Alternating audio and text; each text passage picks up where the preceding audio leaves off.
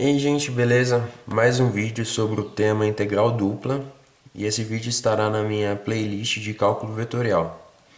Exercício 2, calcule a integral dupla no domínio da minha função seno de x sobre x vezes o meu elemento diário. Então aqui é uma integral dupla, que essa integral dupla é o volume, tá bom? Da meu gráfico de função, que é aqui meu seno de x. Meu domínio, meu par xy, meu y estaria variando de 0 a 1 e x variando da minha função y a 1. E o que esse domínio aqui quer nos mostrar? Para qualquer y fixado em extremos constantes de 0 a 1, o meu x ele varia de uma função y até 1, ok? Então é esse desenho aqui. Para qualquer y fixado de 0 a 1, o meu x vai variar de a minha função x igual a y até 1. Então, pelo teorema de Fubini, que tipo de região é essa? A região do tipo 1 é aquela quando x varia em extremos fixos, ok? E y é uma função de x. Dizemos que y é a subordinada de x. E a minha ordem de integração é dy dx, ok? Veja, meu domínio refere-se à região do tipo 1? Na verdade não, né? Por quê? O meu x não está variando em extremos fixos. Então, ele aborda a minha região do tipo 2, quando y varia em extremos fixos. E x é função de y. Dizemos que x é uma subordinada de y. E minha ordem de integração dA vai ser a da ordem dx dy. Porque meu y está variando em extremos fixos e meu x está variando entre uma função de y, ok? Então, calculando essa integral dupla pela região do tipo 2, ok? Vamos ter o seguinte. A integral dupla no domínio de seno de x que é o meu gráfico, certo? Dx dy é igual ao quê? 0 a 1, que é a minha onde quando o y está variando de 0 a 1, ok? Ele está variando de extremos fixos de 0 a 1. E o meu dx, ele está variando de quanto? Da minha função y, certo? Da minha função y até x igual a 1. Portanto, varia de y até 1. Veja que o pessoal costuma colocar um parênteses aqui para indicar que a minha primeira integração é aqui na interna, entendeu? A externa, a minha integração fora, vai originar um número, porque o meu volume não é uma função, meu volume é um número real. Então, desse jeito, a integral fica bem difícil de resolver, porque eu estou integrando em relação a x. Veja que eu tenho uma integral trigonométrica aqui para resolver, ok? Então, a gente tem uma manha para resolver esse tipo de exercício, que basta a gente trocar a ordem de integração, ou seja, basta a gente inverter os limites de integração, né? Como nesse caso a região é do tipo 2, basta a gente passar essa região sendo do tipo 1. Por quê? Se a região fosse do tipo 1, a nossa integração seria aqui, a ordem de integração. Seria o quê? Seria dy dx. Entendeu?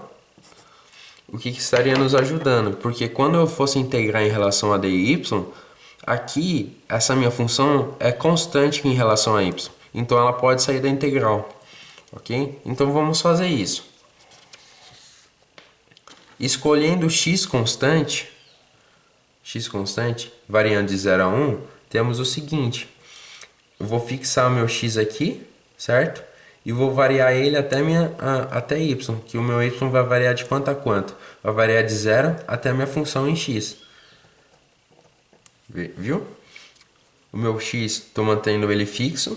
E ele vai variar de quanto a quanto? Vai variar de 0, que ele começa aqui em 0, e vai variar até a minha função em y. Pronto. Então, fazendo isso, o meu x vai variar em extremos fixos e o meu dy vai variar de 0 a x, a minha função em x. Seno de x sobre o x. Então, essa parcela aqui pode sair para fora da integral e fica apenas a minha integração em dy, que é o próprio y, certo? Avaliado no extremo dessa integral aqui, de 0 a x. Ok? Avaliado de 0 a x. Aí eu substituí aqui essa passagem por x, certo? Porque é 0. Cortou, cortou. Viu como simplificou a minha integral? Ficou apenas uma integral trigonométrica simples, certo? Uma primitiva. Uma integral definida, de 0 a 1, ok? E essa integral, a gente pode... Tem também uma dica para a gente resolver essa integral, integral trigonométrica, certo? Que o pessoal imagine assim um ciclo trigonométrico, certo?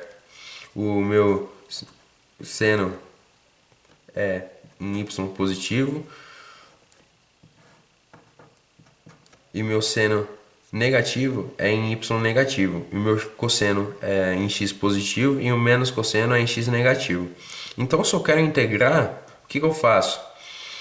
Minha integração é no sentido anti-horário. Se eu tenho a minha função sendo seno de x e eu quero integrar ela, então eu venho aqui, é seno, então eu venho aqui e faço no sentido anti-horário. Sendo anti-horário, a minha integração vai ser menos cosseno de x. Porque aí a gente não precisa ficar decorando essas integrais primitivas. Assim fica mais fácil de visualizar e a gente acaba comparando com o ciclo trigonométrico. Ok? E se eu quiser derivar, por exemplo, eu quero derivar minha cosseno de x, certo? Quero derivar cosseno de x, o que eu faço?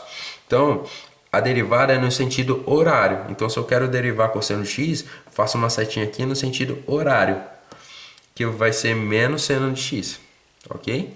Isso para qualquer outra função, por exemplo, eu quero integrar menos seno de x. A integração vai no sentido anti-horário, então vai originar cosseno de x. Eu quero integrar cosseno de x. A integração é no sentido anti-horário, então vai originar seno de x. E se eu quiser derivar, é o mesmo passo, só que no sentido horário. Então essa integral aqui simples vai ser seno de x dx, vai originar menos cosseno de x avaliado nesses extremos de 0 a 1. Portanto, eu posso inverter o limite de integração sumindo com esse sinal aqui, ó. Veja, cosseno de x avaliado de 0 a 1, ok? Vai ser cosseno de 0 é 1, menos cosseno de 1, que eu não sei. Vou deixar aqui explícito, cosseno de 1. Tá certo? Galera, muito obrigado por terem visto até o final, viu? E é isso. Se inscreva no canal, beleza? Valeu!